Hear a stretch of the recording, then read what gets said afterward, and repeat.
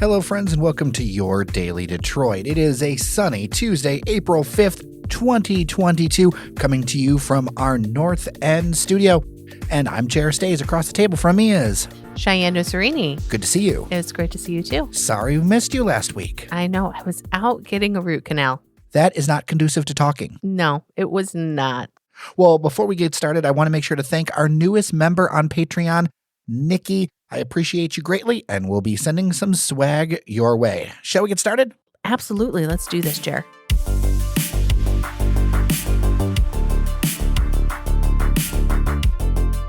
New today on Tuesday, the Detroit City Council approved a long-awaited ordinance to allow sales of recreational cannabis.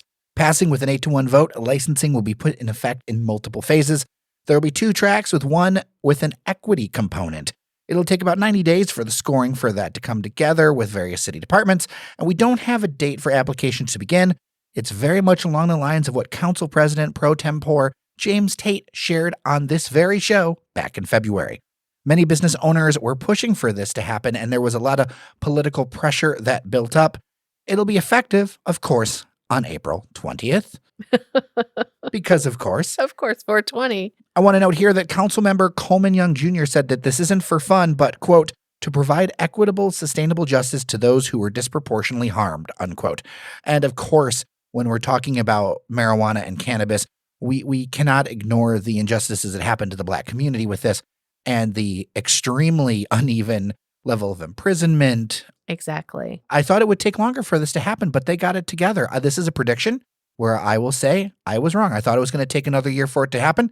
Happened in a few months. So it's good to see. I know that there are a lot of people who have a lot of money on the line and a lot of residents who are like, well, we voted for this overwhelmingly. Why is it taking so long to come together?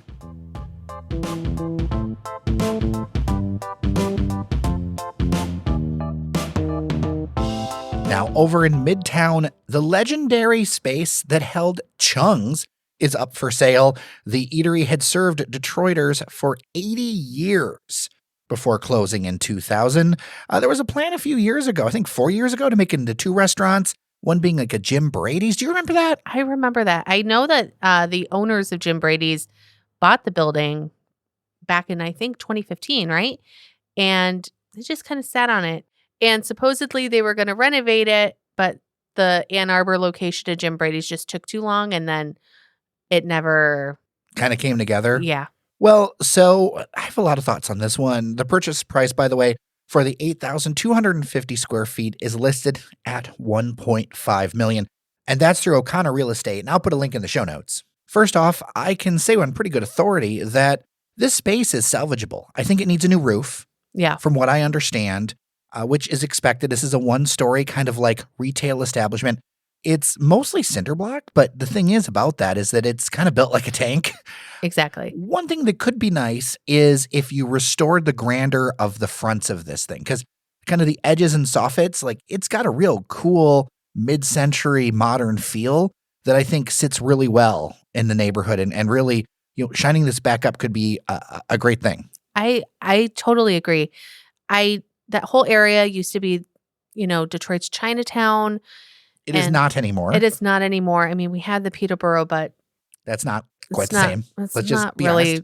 I mean, I'm not talking about the quality of the food here, but it's not Chinese owned. Exactly. And so I think it would be wonderful to be able to get the architectural magic that was that building. It was very plain, but it still had that shine to it. There's something about mid-century modern when executed well. So this is something that I've learned myself over the last few weeks, is that I don't actually hate mid-century modern.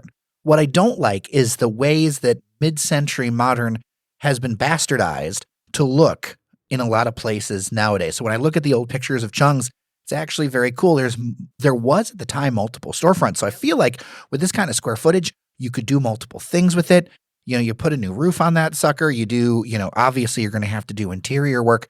But the presentation of a space is so important. To be honest, I think Jim Brady's that concept was too early. Now you've got all of the things along that corridor, from 8 Degrees Play-Doh to the tattoo shop to whatever, to the shipping company. You've got something where you've got a real corridor kind of tied together. It's much more of a risk 4 years ago. I think now it's much more of a slam dunk. Oh, It's absolutely a slam dunk. And I do believe that that's the reason why they've held on to this property for so long, because now they can ask this price point for the building. And wouldn't it have been great if the gold dollar was still here? Oh, I remember. There's a lot of things I remember. We watched it burn. That's right. That's right. And a little known fact, being an elder millennial, I ate at Chungs before it closed in 2000. I'm It was jealous very good. because I was around, but I also wasn't around. I was a little too young for that. I was still in high school. Yeah, I was working at a TV station at the time. So I was unfortunately not able to go to Chung's, but I do remember the history of it, and I do think that it was an important place. Another cool thing is that's another place in town that had the underground pedestrian tunnels. I did a piece on Daily that also was put out on Our Detroit about the pedestrian tunnels, and that was another place that there was one because Cass was so very busy. And I think it's interesting to me where people say, oh, Cass is so I think it's only because of your recent contacts. Like Cass was a really big deal. And just imagine if all of those storefronts were full like they were and how busy Cass would be if that were the case. If you want a signature spot, if you want to put the dollars down to be like, hey, this is an amazing restaurant and this is an amazing space, it's enough of like an empty slate on the inside that you could do stuff with it. Does that make sense? Absolutely.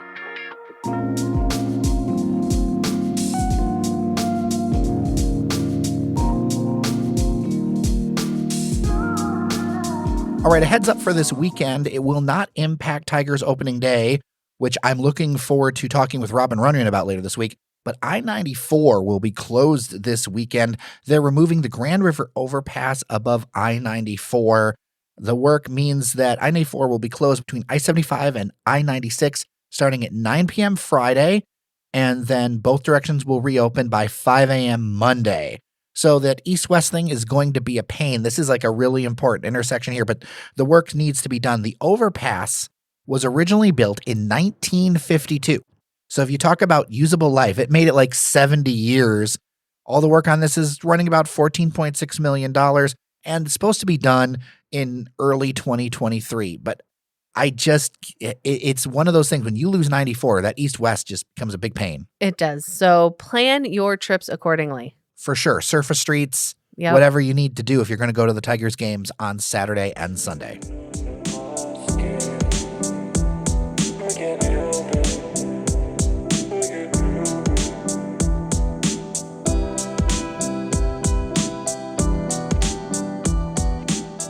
Hey, Jer. Yes. I have something that I really want to talk about. I saw it last week, and it really grinds my gears. You know what really grinds my gears? Nobody's come up with a new priest and a rabbi joke in like 30 years, you know? I don't know if any of you read, but Nancy Kaffer had a opinion piece at the Free Press about the Illiches supposedly getting into the parking ticket game. So first off, I'm going to say it was kind of weird that it was labeled opinion because there were a lot of facts in there, Yeah, I know. for one thing. But yes, I did read that one, and we haven't had a chance to talk about it. So what bugs you about it so much? Well, shouldn't the city be writing the tickets and not a private company? Well, just so you know, there was a Westland man who parked in a lot located on West Adams between Cass and Clifford. And I guess he came into the parking lot with one of those flag guys, and he paid $20 to get in and waved in, did his thing, came back out. There were people from Olympia Development, an Illich family-controlled company, handing out parking violations all through the lot. All of the people parked in that lot got these parking violations. So first off, there's different ways that I look at this where I think this is a problem. I'm going to say for me, I'm surprised from a brand point of view. Well, not surprised, but surprised from a brand point of view that you would want to treat a potential customer so poorly. If that is a lot that you own and control, why is it allowable that someone else could flag them in? Right? Isn't that a problem in itself? Yeah. Right? If you control the lot, shouldn't somebody else not be able to do it? And then weren't we supposed to get well-lit and landscaped, fenced parking lots? I mean, this is part of the development goals Right. for that area, that these are things that were hard-foughtly negotiated, and yet some like rando can just flag people in. That strikes me as irresponsible. And then on top of that, if you're going to have the situation happen, like it would put fear into me as a possible consumer that I could get a whole nother quote unquote parking ticket for parking in an area that I think is okay to park in. Like that doesn't seem like good customer service. And even if you screwed this one up or it got screwed up, why hit them with another $50 ticket that looks very much like an official violation? Right. Which is real, like, to me, it feels sketch. Right. So I don't know if anybody has gotten a Detroit City parking ticket before, because I have, but like you have like 14 days to pay it and it doubles the price. And that's exactly what this ticket showed. Like it was a $50 ticket. And then if you didn't pay it within 14 days, it would be a $100 ticket. What gives them the right to issue those tickets? Like, who enforces that ticket? Yeah. And furthermore, I know I've parked in other Illich parking lots when I've had to go to events and stuff. And from the pictures, this lot, like you said, does not look like an Illich lot.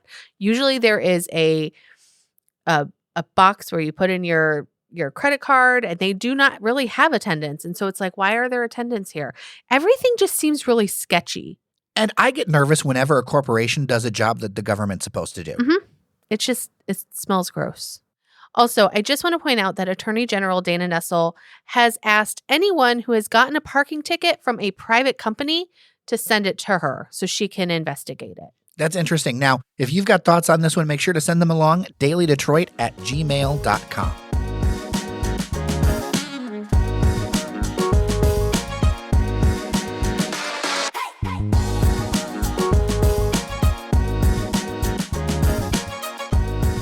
Do you have plans this weekend? I do. Now I do. Yeah, I have plans this weekend too. Because we're going to be seeing each other. At All Things Detroit. That's right. So, All Things Detroit, we talked with Jennifer Crawford on the show, and I'm glad to say, and kind of short notice, but we will be at there. We'll have a podcasting set up, thanks to Engineer Randy, out there talking to people, getting new, people interested in the podcast, as well as our email newsletter at dailydetroit.substack.com.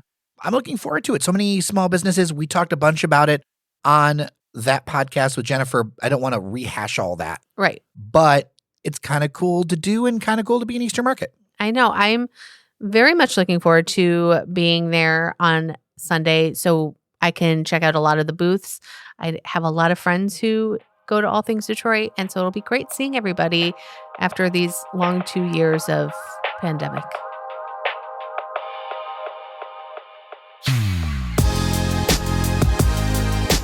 All right, and we are done for today. Thank you so much for listening. I appreciate you. Cheyenne, good to see you as always. It was great to see you too, Jer. Remember that I'll be with Fletcher Sharp and Engineer Randy over at the Michigan Stars Detroit City FC game tonight at 7:30. We'll be talking a little bit about that on Monday. And of course, you can see our live updates on the Twitter and Instagram.